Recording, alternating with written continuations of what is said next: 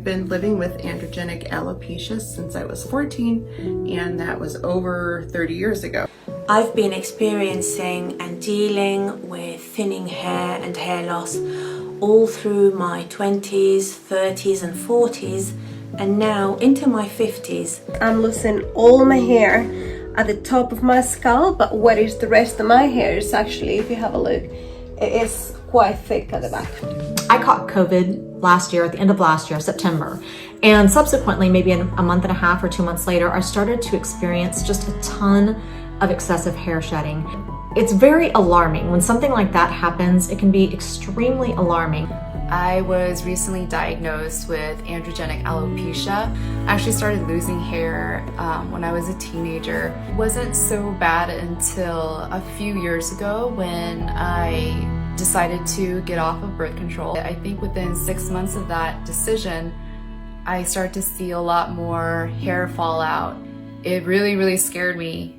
I'm a very realistic person, so I did look up, what are the things out there that would at least give me my confidence back to live my life the way I want to live it. Hair loss can be quite a harsh experience to go through. It doesn't really look particularly nice. It doesn't really show you at your best.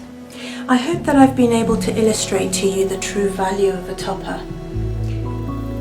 It can be worn in any way, depending on what I need from it. This is my hair when it's on my head. Very elegant, very classic, very sleek. It really has everything that I've always wanted in hair. I'm very grateful for it, and I hope I've been able to convey how a topper can contribute so much to my enjoyment of my everyday life.